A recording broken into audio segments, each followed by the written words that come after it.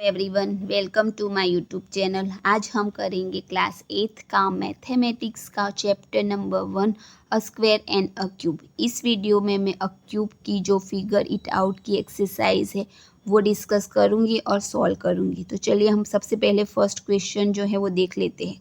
तो find the cube roots of 27,000 and 10,648। तो हमें सबसे पहले ये जो नंबर दिए हैं उसका क्यूब रूट निकालना है। तो हम करेंगे प्राइम फैक्टराइजेशन मेथड का यूज़ करके। सबसे पहले इसके प्राइम फैक्टर निकालेंगे। तो चलिए करते हैं। 27,000 को मैं 2 से डिवाइड करूँगी तो आएंगे 13,500। अभी वापस 2 से डिवाइड होंगे तो आएगा 6,750। अब वापस ये 2 से डिवाइड होगा तो आएगा 3,375। अब ये 2 से डिवाइड नहीं हो सकता तो हम 3 से डिवाइड करेंगे तो 3 से आएगा 1,125। अब ये 3 से वापस डिवाइड होगा तो आएंगे 375। वापस ये 3 से डिवाइड होगा तो आएंगे 125। अब ये 3 से नहीं हो सकता तो हम 5 से डिवाइड करेंगे तो आएंगे यहाँ पे 25।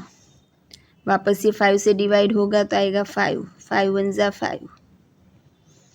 इस तरह से हम 3 का ग्रुप बना लेंगे क्योंकि हमें यहाँ पे क्यूब रूट ढूंढना है। तो यहाँ पे मैं पहले लिख दूँगी 27,000 is equal to 2 multiply 2 multiply 2 multiply 3 multiply 3 multiply 3 multiply 5 multiply 5 multiply 5।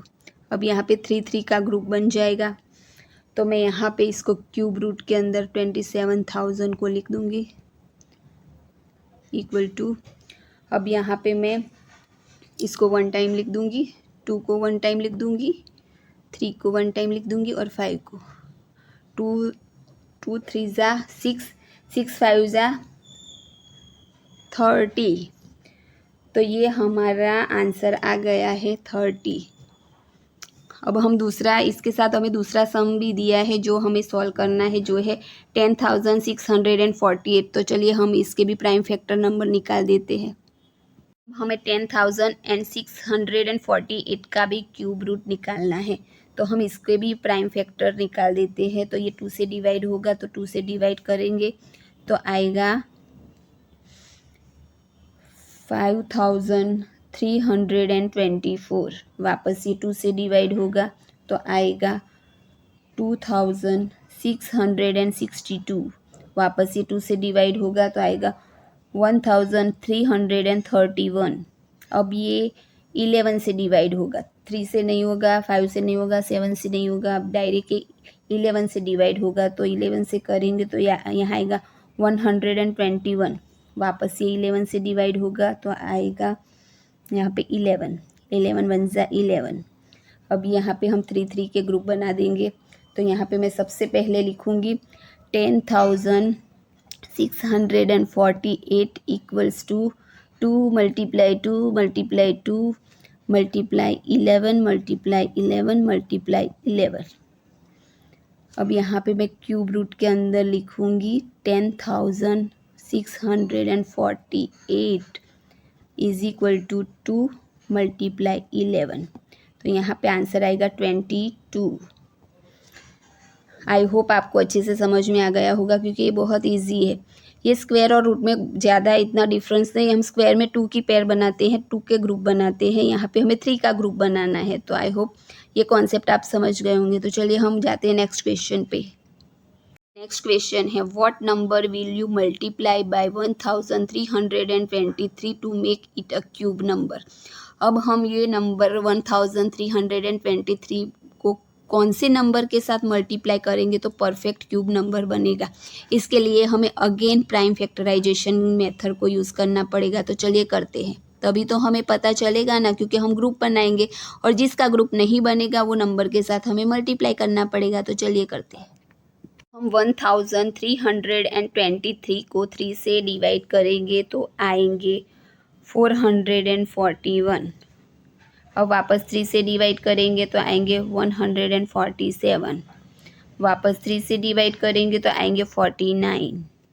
अब ये 3 से नहीं होंगे, अब 7 से करेंगे तो यहाँ पे आएगा 7, 7 1 जा 7। तो ये देखो 3 का ग्रुप बना, ये नहीं बन रहा है, यहाँ पे एक 7 कम है। तो पहले मैं यहाँ पे लिख दूँगी 1323 equals to 3 multiply 3 multiply 3 multiply 7 multiply 7।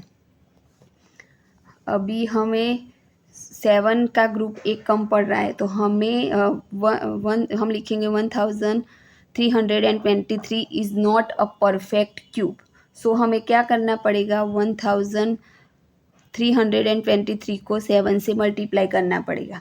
तो हमारा आंसर आएगा 9261। यानी हमने कौन से नंबर से मल्टीप्लाई किया, 7 से।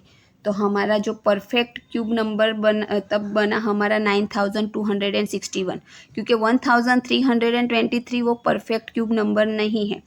तो ये हमारा आंसर ये है। चलिए हम करते हैं नेक्स्ट क्वेश्चन। नेक्स्ट है स्टेट ट्रू और फॉल्स, एक्सप्लेन योर रीजनिंग।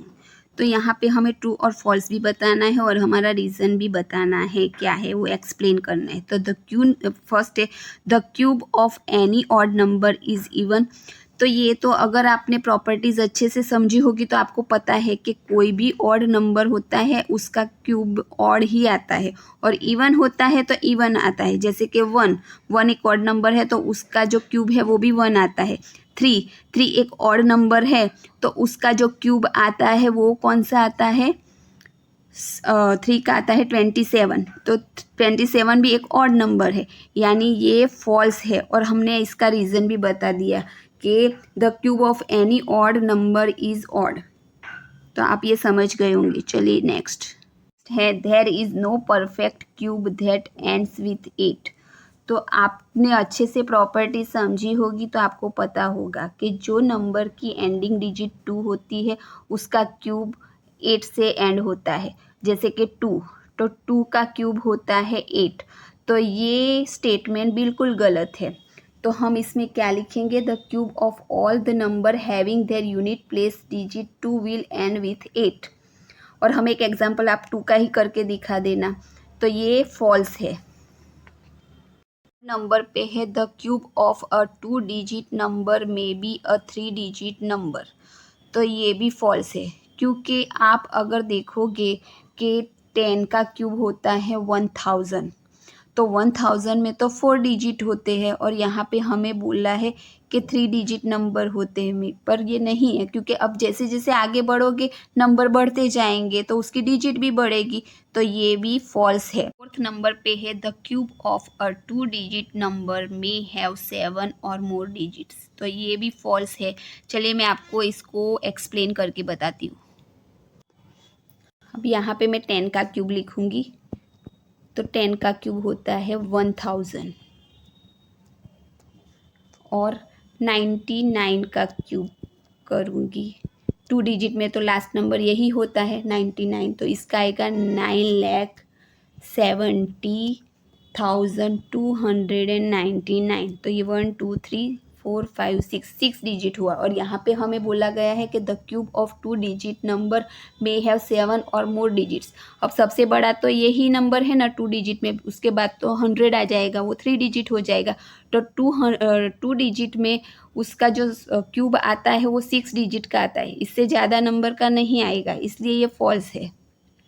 और यहाँ पे हमें 7 और मोर बोला है तो वो नहीं हो सकता, इसलिए ये फॉल्स है, ये स्टेटमेंट गलत है cube numbers have an odd numbers of factor. तो ये बिल्कुल गलत है। क्यों गलत है, क्योंकि क्यूब्स, अब अगर आप 8 के फैक्टर्स निकालोगे तो 8 के फैक्टर्स कौन कौन से होते हैं, तो देखिए 8 के फैक्टर्स होते हैं, मतलब 2 का क्यूब होता है 8, और इसके आप फैक्टर्स निकालोगे तो 1 आएगा, 2 आएगा, 4 और 8। अब यहाँ पे आप देख लो 1 2 3 4, तो ये एक इवन नंबर है। और यहाँ पे हमें बोला गया है कि cube numbers have an odd numbers of factor. तो ये क्यूब नंबर है और इसके जो फैक्टर निकले वो इवन में निकले, यानी ये फॉल्स है, यानी ये स्टेटमेंट गलत है। आगे के जो क्वेश्चन है मैं वो नेक्स्ट वीडियो में डिस्कस करूँगी। अभी तक के लिए आप ये सम्स की प्रैक्टिस खूब सारी प्रैक्टिस कीजिए। आई होप आपको स्क्वायर और क्यूब का जो कॉन्सेप्ट है वो समझ में आ गया होगा। अगर आपको मेरा वीडियो अच्छा लगा है तो इसे लाइक कीजिए, शेयर कीजिए और मेरी चैनल को सब्सक्राइब कीजिए और खूब सारी प्रैक्टिस करते रहिए। मिलते हैं नेक्स्ट वीडियो में, तब तक के लिए बाय बाय।